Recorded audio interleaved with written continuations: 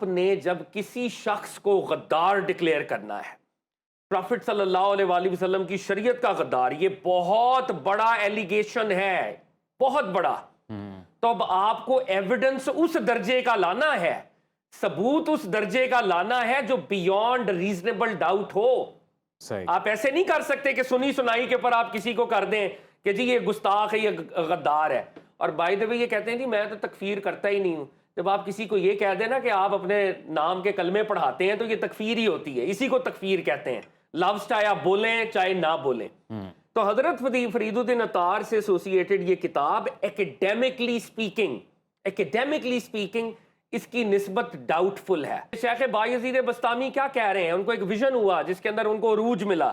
آپ کو ویژن سے مسئلہ ہے، آپ نہ مانیں اس ویژن کو، لیکن وہ اس ویژن میں کیا کہہ رہے ہیں کہ میں جب اپنے عروج پر تھا تو مجھے یہ آواز آئی کہ تم اس وقت تک قربت خداوندی حاصل نہیں کر سکتے جب تک تم محمد عربی صلی اللہ علیہ وآلہ وسلم کے قدموں سے لگی خاک کو اپنے آنکھوں کا سرما نہیں بناتے. ہمیں جوائن کیا ہے ریسرچ اسکالر ہیں سید فہد علی کاظمی.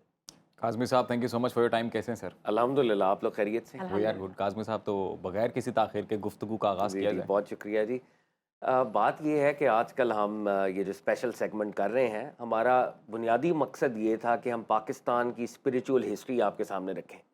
مگر کیونکہ پاکستان کے اندر ہی بہت سی ایک ایسی ڈبیٹ آلریڈی چل رہی ہے کہ صوفیوں کو خاص طور پہ ٹارگٹ کیا جا رہا ہے، اور اس میں شیخ فرید الدین عطار کو بھی ایٹ ٹائمز ٹارگٹ کیا جاتا ہے، بایزید بستامی کو بھی ٹارگٹ کیا جاتا ہے، شیخ اجمیر کو، خواجہ صاحب معین الدین چشتی اجمیری کو.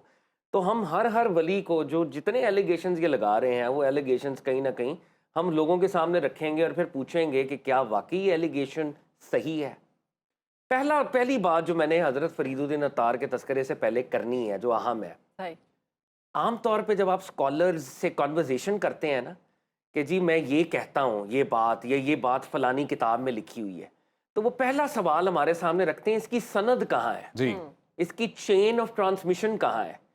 تو تصوف کی جتنی بھی کتابیں تھیں پہلے ان کے ڈاکٹرن میں یہ ہم سے چین آف ٹرانسمیشن مانگا کرتے تھے، اور جب ہم نہیں دیتے تھے اور ہم یہ کہتے تھے کہ چینز آف ٹرانسمیشن صرف احادیث کے لٹریچر کے لیے ہی مختص تھیں، اس طرح سے تاریخی روایات یا دیگر کتابوں میں نہیں آئیں، تو یہ کہتے تھے یہ کتاب تو پھر اوتھینٹک ہی نہیں ہے، اس کتاب کے اوپر ہم کیا بات کریں.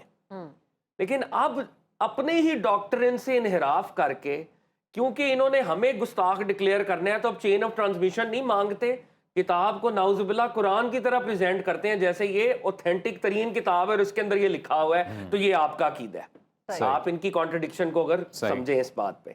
اچھا، اب شیخ فرید الدین عطار کے حوالے سے ان کی جو مشہور ایک کتاب ہے تذکرۃ الاولیاء جو ان سے منسوب ہے، اس کتاب کے حوالے سے بڑی بات ہوتی ہے، اور سوشل میڈیا سے ایک آواز اٹھی کہ جی فرید الدین عطار کی یہ کتاب جو ہے تصوف کی دنیا میں مشہور ترین کتاب ہے، یہ دنیا کی نمبر 1 کتاب ہے.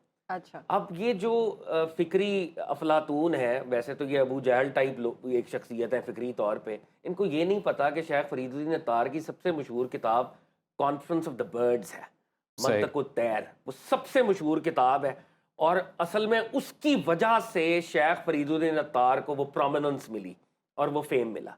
شیخ فرید الدین عطار بنیادی طور پہ نیشا پور میں پیدا ہوئے، ایران میں رہے، فارسی سپیکنگ تھے اور بہت زبردست پوئٹ تھے. ان کا جو سارا کام ہے پرائمریلی وہ پوئٹک ہے، اور دنیا ان کو مانتی ہے لٹریچر کے اندر.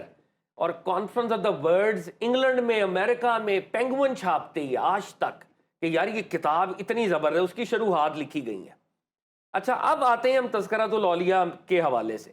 تذکرۃ الاولیاء کے حوالے سے میں 2-3 آپ کے سامنے ویسٹ کی ریسرچ اورینٹڈ ایگزامپلز آپ کے سامنے رکھ رہا ہوں. نمبر 1، یہ medieval Islamic civilization and encyclopedia, یہ انسائکلوپیڈیا ہے میڈیول اسلامک سویلائزیشن، وکیپیڈیا نہیں ہے، انسائکلوپیڈیا ہے. اس میں ریسرچ اورینٹڈ آرٹیکلز لکھے جاتے ہیں. پروفیسر ہرمن لینلڈ ہیں، 2006 میں ان کا آرٹیکل ہے. انہوں نے 3 باتیں کہی ہیں. پہلی بات انہوں نے یہ کہی کہ حضرت فرید الدین عطار کی طرف سے بہت کتابیں منسوب ہیں، بہت سی کتابوں کی نسبت ان کے ساتھ درست نہیں ہے، انہوں نے نہیں لکھی. نمبر 1، انہوں نے ریسرچ کی اور انہوں نے کہا بہت سے ایسے لوگ تھے جو بعد میں اپنا کلمی نام فرید الدین عطار لکھتے تھے، کتابیں خود لکھتے تھے اور اس کے اوپر کلمی نام فرید الدین عطار لکھ دیتے تھے، جس کی وجہ سے حضرت فرید الدین عطار سے منسوب لٹریچر میں بہت کرپشن ہوئی ہے۔ صحیح۔ نمبر 3، حضرت فرید الدین عطار جو کہ پرائمرلی پوئٹ تھے، انہوں نے اپنی پوئٹک ورکس میں یا اپنی اور بھی ملفوظات کے اندر تذکرۃ الاولیاء کا کبھی ذکر ہی نہیں کیا کہ یہ کتاب بھی میں لکھ رہا ہوں یا یہ کتاب بھی میں نے لکھی ہے۔ تو یہ ان سے منسوب ہے؟ ان سے منسوب ہے، ہو سکتا ہے انہوں نے لکھی بھی ہو بائی دا وے، صحیح، لیکن یہ ایک محقق کے میں نے پہلے آپ کے سامنے نقطے پیش کیے ہیں کہ اس کے نزدیک بہت سے ان کے ورکس ان کے نہیں ہیں۔ نمبر 2، ایک فرید الدین عطار بعد میں بھی ہوا جس نے کلمی نام اپنا فرید الدین عطار بنایا اور کتابیں لکھنا شروع کر دیں کہ اس کی کتابوں کو بھی پاپولیرٹی ملے۔ انسائکلوپیڈیا ایرانیکا یہ بہت بڑا انسائکلوپیڈیا ہے ایرانین سٹڈیز کے اوپر، یونیورسٹی آف شکاگو کے ساتھ ان کی کلیبوریشن ہے۔ یہ دنیا کا معتبر ترین، جیسے انسائکلوپیڈیا بریٹینیکا ہے اسی طرح انسائکلوپیڈیا ایرانیکا ہے۔ انسائکلوپیڈیا ایرانیکا کے اندر یہ کہتے ہیں کہ حضرت فرید الدین عطار کے اوپر جب ریسرچ کی جاتی ہے تو اتنی زیادہ کتابیں ہیں کہ بعض اوقات رائٹنگ سٹائل میں اتنا فرق ہے کہ پتہ نہیں چلتا کہ کانفرنس آف دا برڈز والے فرید الدین عطار یہی والے فرید الدین عطار ہیں، یعنی جن فرید الدین عطار کو آپ ٹارگٹ کر رہے ہیں ہو سکتا ہے کہ یہ فرید الدین عطار وہ ہوں ہی نہ جن کے کھاتے میں آپ ایک جرم ڈال رہے ہیں، کانٹینٹ مل ہی نہیں رہا، وہ کانٹینٹ مل ہی نہیں رہا۔ پروفیسر رچرڈ تھے، انہوں نے 1941 میں یہ کہا کہ فرید الدین عطار کے نام سے ایک بندہ 250 سال بعد، فرید الدین عطار اصلی والے کی وفات کے 250 سال بعد بھی ہوا تھا، وہ بھی فرید الدین عطار ہی کے نام سے لکھا کرتا تھا۔ تو اب یہ سارا جو کورپس ہے which is associated with حضرت فرید الدین عطار، اس میں ایک ڈاؤٹ آ گیا ہوا ہے، یہ ایک ڈاؤٹ فل ہے۔ یہ باتیں میں کیوں کر رہا ہوں؟ آپ نے جب کسی شخص کو غدار ڈکلیئر کرنا ہے، پروفٹ صلی اللہ علیہ وآلہ وسلم کی شریعت کا غدار، یہ بہت بڑا ایلیگیشن ہے، بہت بڑا، تو اب آپ کو ایویڈنس اس درجے کا لانا ہے، ثبوت اس درجے کا لانا ہے جو بیونڈ ریزنیبل ڈاؤٹ ہو۔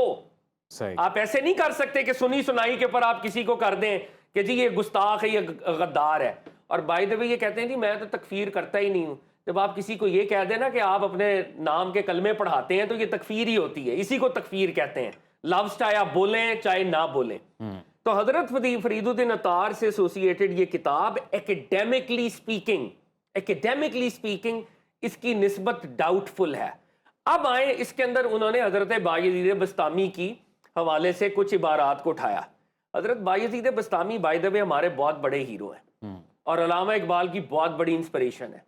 اقبال نے تو پورا وہ نعت کا جو کلام ہے، ذوق و شوق میں جو اشعار ہیں، اس کے اندر آپ کا یہ مصرع ہے، فقر جنید و بایزید تیرا جمال بے نقاب، کہ سرکار دو عالم صلی اللہ علیہ وآلہ وسلم کی جو بیوٹی ہے وہ حضرت شیخ جنید بغدادی اور بایزید بسطامی سے مینیفیسٹ کرتی ہے۔ تو یہ ہمارے حکیم الامت کا spiritual founding father of Pakistan کا عقیدہ ہے کہ وہ بایزید بسطامی اس درجے کی شخصیت ہے۔ انہوں نے کہا کہ جی بایزید بسطامی سے منسوب، پہلے تو انہوں نے ان کے نام کے اوپر مذاق اڑاتے رہے کہ جی یہ یزید کی محبت میں انہوں نے یہ ٹائٹل رکھا ہوا تھا، نعوذ باللہ۔ حالانکہ بایزید بسطامی خود کیا کہہ رہے ہیں؟ میں امام جعفر صادق علیہ السلام سے کنیکٹڈ ہوں اور میں امام جعفر صادق رضی اللہ تعالی عنہ سے میں نے سیکھا ہے۔ جو شخص امام حسین کی ڈسینڈنٹس میں سے 5ویں بندے کو کہہ رہا ہو کہ وہ میرا مرشد ہے، وہ امام حسین کے خلاف ہوتا اور وہ یزید کی محبت میں نام رکھتا، نعوذ باللہ۔ مطلب اگر میں نے یہ بات پہلے بھی کہی تھی کہ بھائی اگر کوئی مسلمہ پنجاب گزر گیا ہے اور کسی کے نام پہ مرزا لکھا ہوا ہے تو کیا وہ مسلمہ پنجاب کی محبت میں مرزا کہہ رہا ہے اپنے آپ کو؟ وہاں پر آپ کہیں گے نہیں یہ تو میری کاسٹ ہے۔ تو اس وقت کی کلچرل سینسیبلٹیز میں یہ نام رکھے جاتے تھے اور نعوذ باللہ یزید کی محبت میں نہیں رکھے جاتے تھے۔ تو بایزید بسطامی کا یہ جو ٹائٹل ہے، یہ جو کنیت ہے، یہ ایک کلچرل بات ہے، تو یہ اس درجے کی بھی آرگومنٹ کرتے رہے۔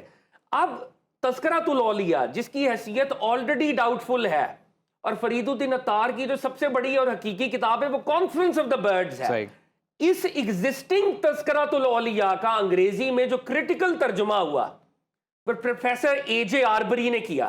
پروفیسر اے جے آربری کیمبرج کا بہت بڑا پروفیسر ہے، اور یہ جتنی بار اور اس ترجمے کا کیا ہے title? Memorial of the saints, memorial of the saints کے اندر جب فارسی سے اس نے انگریزی میں ترجمہ کیا ایگزسٹنگ تذکرۃ الاولیاء کا، تو وہ عبارات جھنڈے والی وہ اس میں ہے ہی نہیں. صحیح. یعنی جو کرٹیکل ایڈیشن اے جے آربری ٹرانسلیٹ کر رہا ہے فارسی سے انگریزی میں، یعنی کہ انہوں نے ڈاؤٹ فل عبارات کو منسوخ انہوں کر نے اس عبارات کو، یا جو مینوسکرپٹ ان کو ملا ہو سکتا ہے اس کے اندر وہ عبارت ہو ہی نہ. اچھا یہ عبارت ایگزسٹنگ آج کے تذکرۃ الاولیاء میں بھی ہر مخطوطے میں کشف المحجوب میں موجود ہے کہ شیخ بایزید بسطامی کیا کہہ رہے ہیں. ان کو ایک ویژن ہوا جس کے اندر ان کو عروج ملا. آپ کو ویژن سے مسئلہ ہے، آپ نہ مانے اس ویژن کو، لیکن وہ اس ویژن میں کیا کہہ رہے ہیں کہ میں جب اپنے عروج پر تھا تو مجھے یہ آواز آئی کہ تم اس وقت تک قربت خداوندی حاصل نہیں کر سکتے جب تک تم محمد عربی صلی اللہ علیہ وآلہ وسلم کے قدموں سے لگی خاک کو اپنے آنکھوں کا سرما نہیں بناتے. آپ بایزید بسطامی کو ٹارگٹ کر رہے تھے.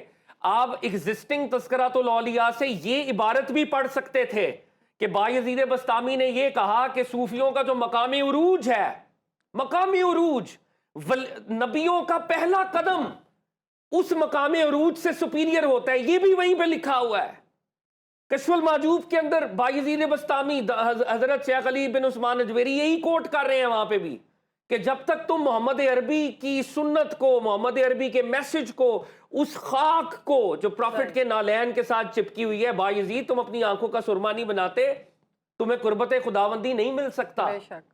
تو اب اگر آپ نے بایزید بسطامی کو ماتون کرنا ہے، آپ نے غدار کہنا ہے، پہلے تو آپ شرم کریں اور تذکرۃ الاولیاء کے اوپر میرے سے ایکیڈیمک کانورزیشن کرنی ہے. آپ نے چوکو چوراہوں کے علماء نے کیا کہا، ڈی جی خان میں کسی کی ویڈیو وائرل ہو گئی، اس نے کیا کہا، یہ میرا آبجیکٹو نہیں ہے، نہ ہی میں اس سے مجھے کوئی پریشانی ہے. تو اس بات کو آج میں پھر دعوت فکر دے رہا ہوں افلاطون زمانہ کو، جو یہ کہتے ہیں جی the damage has been done. پہلی بات تو یہ ہے کہ شاید اتنی، میں تو حیران ہو گیا. ایک دن میں سو کے اٹھا، میں نے کہا شاید ہارورڈ میں جو تصوف پہ ریسرچ ہو رہی ہے وہ بند ہو گئی ہے، کیمبرج میں بند ہو گئی، جامعۃ الازہر میں تصوف کے پروگرامز ختم ہو گئے، یونیورسٹی آف ملایا میں ختم ہو گئے. یہ کیا ہو گیا؟ کوئی نئی صبح طلوع ہو گئی. شاید ہارورڈ کے پروفیسرز کہہ رہے ہیں کہ جی ایک نیا افلاطون، ان کی اکیڈمی جو پہلے ایتھنز میں ہوتی تھی اب وہ آپ کے پاکستان کے اندر آ گئی ہے. تو ہم تو بڑے انسپائر ہو گئے ہیں اس سے. ان تمام اداروں میں ریسرچ تو نہیں بند ہوئی، لیکن آپ کو مزیدار بات بتاؤں، ہمارے پروگرام کا وقت ختم ہو گیا. بند ہو گیا. تو آج کے لیے ہمیں اجازت دے دیں.